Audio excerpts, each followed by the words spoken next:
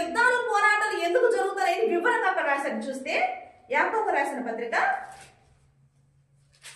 4వ అధ్యాయము 1వ వచనం చూస్తే కనుక, మీలో యుద్ధములను పోరాటములను దేని నుండి కలుగుచున్నవి? మీ అవయవంలో పోరాడు మీ భోగేచ్ఛలనియే కదా అని రాశాడండి. అంటే యుద్ధాలు దేనికి జరుగుతున్నాయంట? నీ అవయవంలో ఉండే భోగేచ్ఛలంట.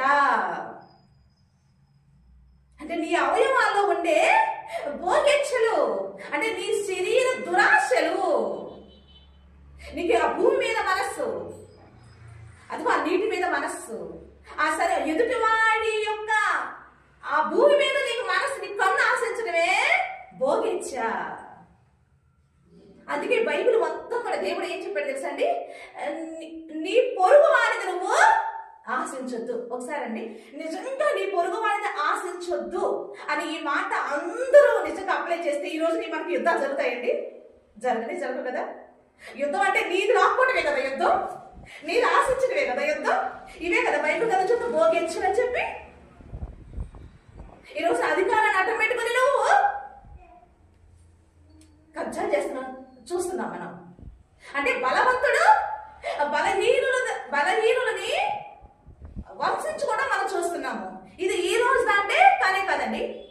ఆదికాండంలో నిమ్రోద్ అంటే పరాక్రమం కలిగిన బలార్జుడా అన్నాడండి ఆయన.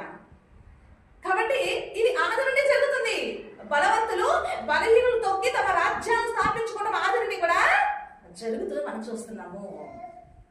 ఇప్పుడు మన దేశాల మధ్య, మన కుటుంబాల్లో, సమాజంలో ఎక్కడ చూసినా కానీ ఈ పరిస్థితులు జరుగుతున్నాయి. దేవాది దేవుడు కూడా ఇవి జరుగుతాయని తెలియక ఎప్పుడైతే ఇవన్నీ జరగడానికి యుద్ధాలు పోరాటాలు జరగడం కారణమే మీ దేహంలో మీ అవయవంలో ఉన్న ఆ భోగేచ్ఛలు బట్టి జరుగుతున్నాయి అన్నాడండి ఆయన.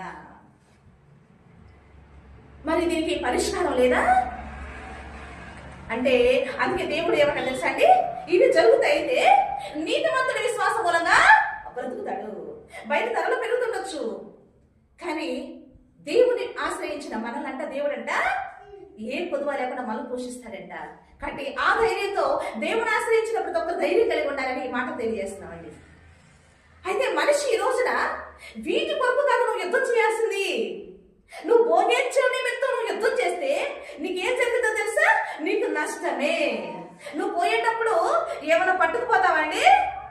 ఇప్పుడు భూమి గురించి యుద్ధాలు చేసుకుంటున్నావు, అన్నదమ్ములు కొట్లాడుకుంటున్నారు, దేశాలు కొట్లాడుకుంటున్నాయి సరిహద్దుల గురించి. నేను అడుగుతున్నాను, ఇవన్నీ కూడా రేపు పొద్దున నువ్వు పోయేటప్పుడు నువ్వు కొట్లాడి సంపాదించింది ఇవన్నీ నువ్వు తీసుకెళ్తున్నావా? లేదండి.